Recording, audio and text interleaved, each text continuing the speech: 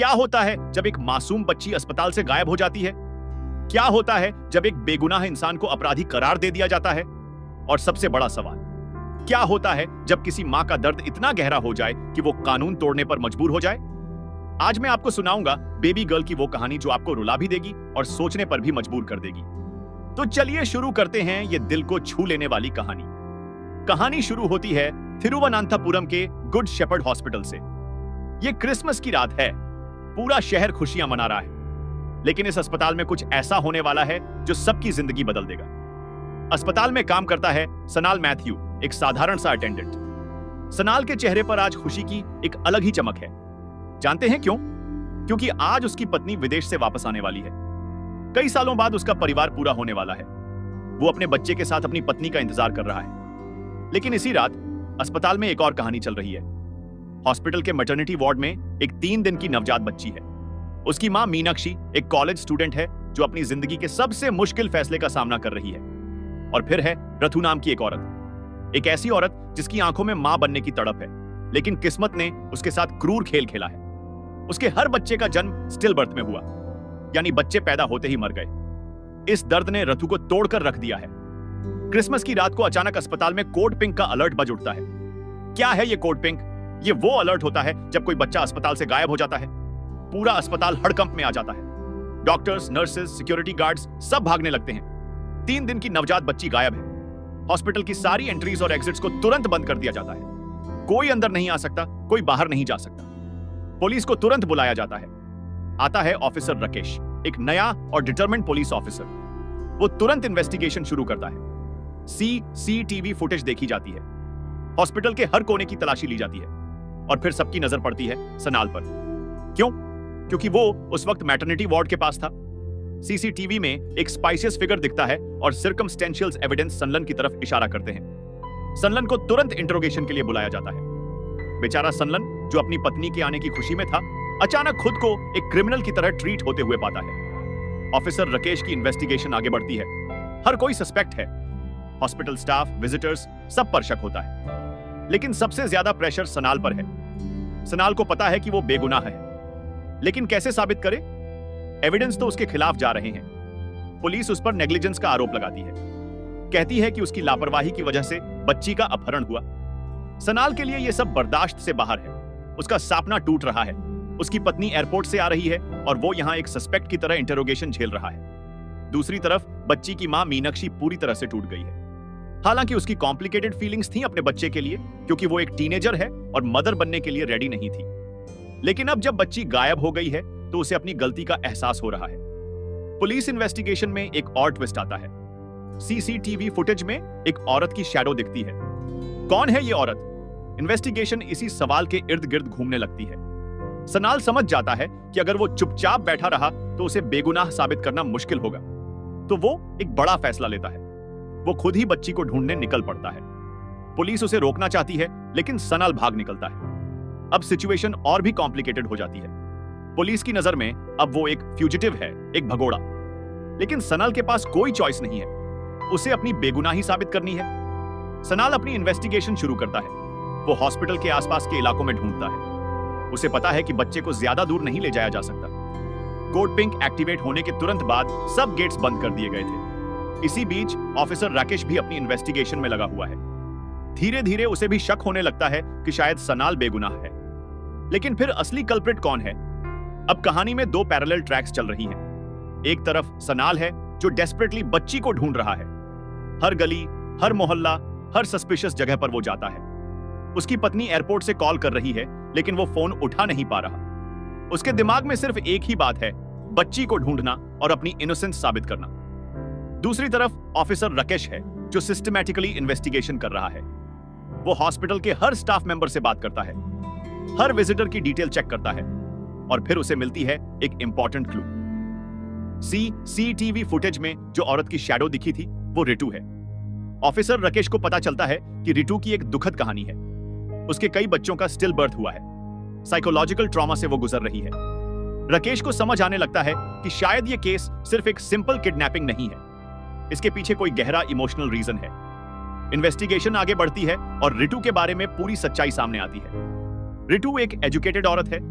उसकी एक अच्छी जॉब है, एक लविंग हस्बैंड है, लेकिन जिंदगी में एक चीज की कमी है, एक जीवित बच्चा। हर बार प्रेग्नेंट होने पर, हर बार उम्मीद बांधने पर, हर बार डिलीवरी के वक्त वही दुख, स्टिल बर्थ। कल्पना कीजिए उस औरत का दर्द, 9 महीने बच्चे को अपने पेट में रखना, हर लात, हर हिचकी को महसूस करना, सपने देखना और फिर कुछ नहीं, सिर्फ एक लाइफलेस बॉडी। यह दर्द एक बार नहीं, 2 बार नहीं, कई बार। रितु का मेंटल हेल्थ डिटीरियरेट होने लगा। वो डिप्रेशन में चली गई, थेरेपीज ली, मेडिकेशंस ली, लेकिन मां बनने की वो तड़प खत्म नहीं हुई। क्रिसमस की उस रात जब रितु ने हॉस्पिटल में उस 3 दिन की बच्ची को देखा, जिसकी मां खुद कंफ्यूज थी कि उसे रखना है या नहीं, तो रितु के दिमाग में एक विचार आया, एक डेस्परेट, इलीगल, लेकिन उसकी नजर में जस्टिफाइड विचार। उसने सोचा, अगर वो बच्ची को बचा ले तो क्या वो गलत होगा? वो बच्ची को प्यार देगी, केयर देगी, जो उसकी बायोलॉजिकल मदर नहीं दे पा रही। क्या ये चोरी है या ये बचाना है? ऑफिसर राकेश को रितु के घर का पता चल जाता है। दूसरी तरफ सनाल को भी कुछ क्लूज मिलते हैं और वो भी उसी डायरेक्शन में मूव कर रहा है। ये एक रेस अगेंस्ट टाइम है, हर गुजरता मिनट क्रिटिकल है। बच्ची को मिल्क की जरूरत है, मेडिकल केयर की जरूरत है। पुलिस टीम रितु के घर की तरफ बढ़ती है। सनाल भी पहुंच जाता है, डोर खटखटाया जाता है, लेकिन कोई जवाब नहीं। ऑफिसर राकेश डिसाइड करता है कि डोर तोड़ना पड़ेगा। टेंशन अपने पीक पर है। क्या बच्ची वहां होगी? क्या वो सेफ होगी? डोर खुलता है और वहां है रितु, बच्ची को गोद में लिए हुए। वो रो रही है, बच्ची को अपने सीने से लगाए हुए, जैसे कोई मां अपने बच्चे को लगाती है। रूम में घुसते ही सबको सीन समझ आ जाता है। ये कोई प्रोफेशनल किडनैपर नहीं है, ये एक डेस्परेट वुमन है जो मां बनना चाहती है। पुलिस रितु से बच्ची छीनने की कोशिश करती है, लेकिन रितु उसे और जोर से पकड़ लेती है। प्लीज प्लीज मुझे मत लो इससे, वो गिड़गिड़ाती है। मैं इसको प्यार दूंगी, मैं इसको अच्छा पलूंगी। उसकी मां तो खुद कंफ्यूज्ड है। मुझे दे दो इससे, मैं इसके बिना जी नहीं सकती। रूम में मौजूद हर व्यक्ति इमोशनल हो जाता है। सनाल भी वहां है।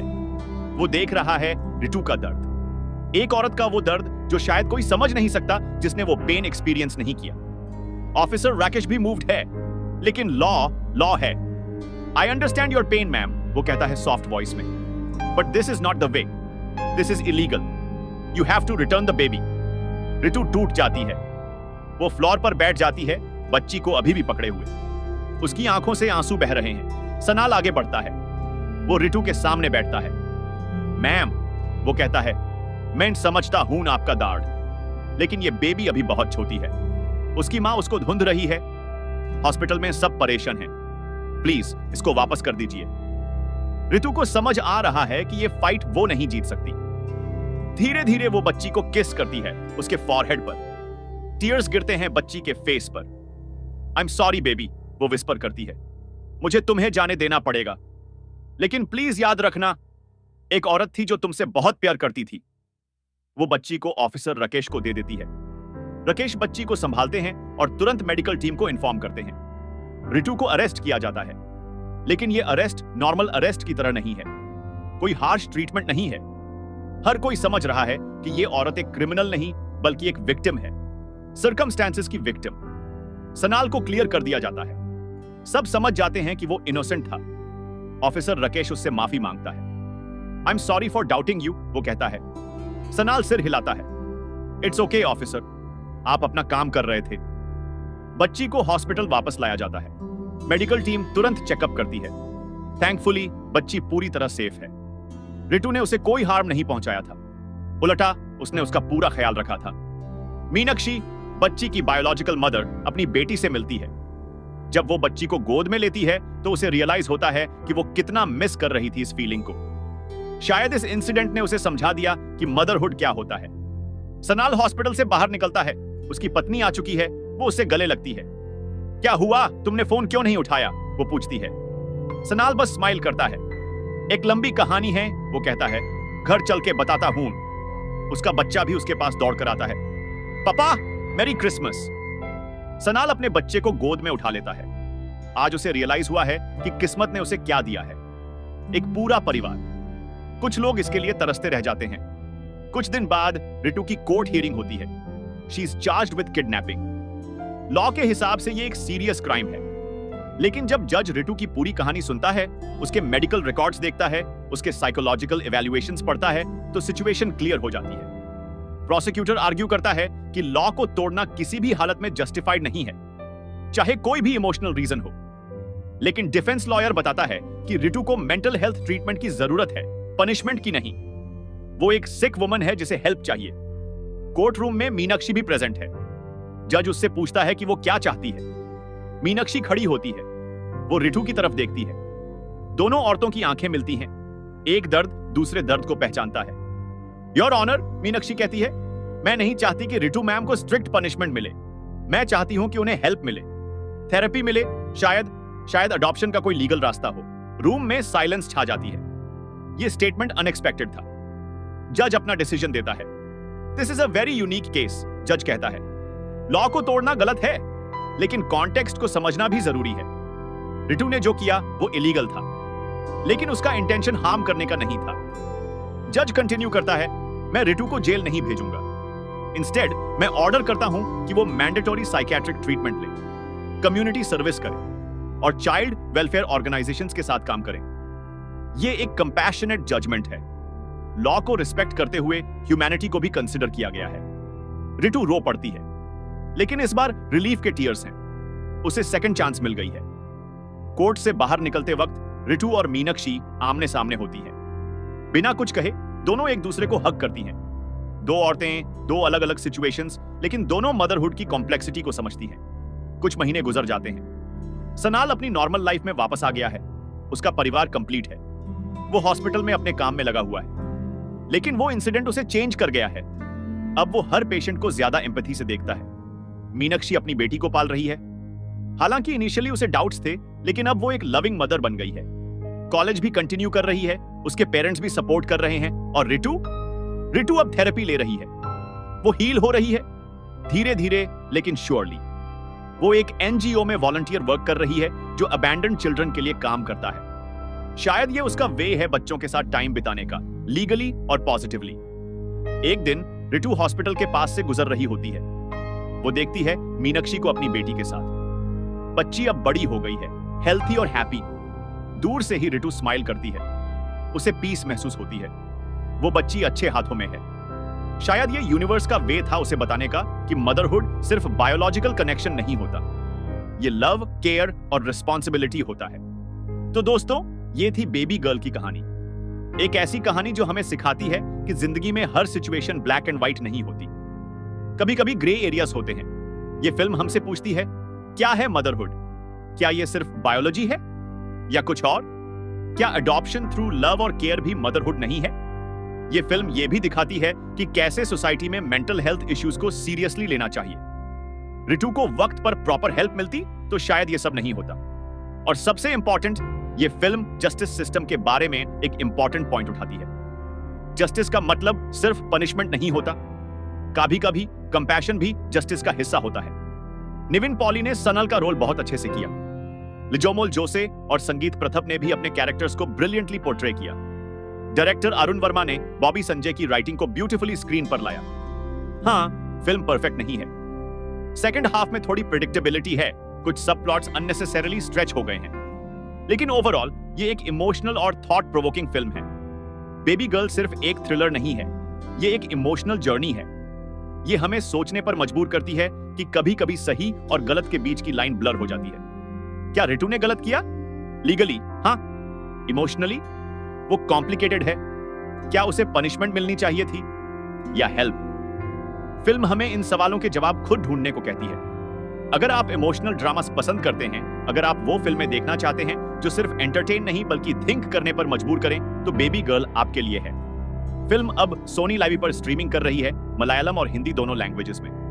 तो दोस्तों, ये थी बेबी गर्ल की पूरी कहानी। उम्मीद है आपको पसंद आई होगी।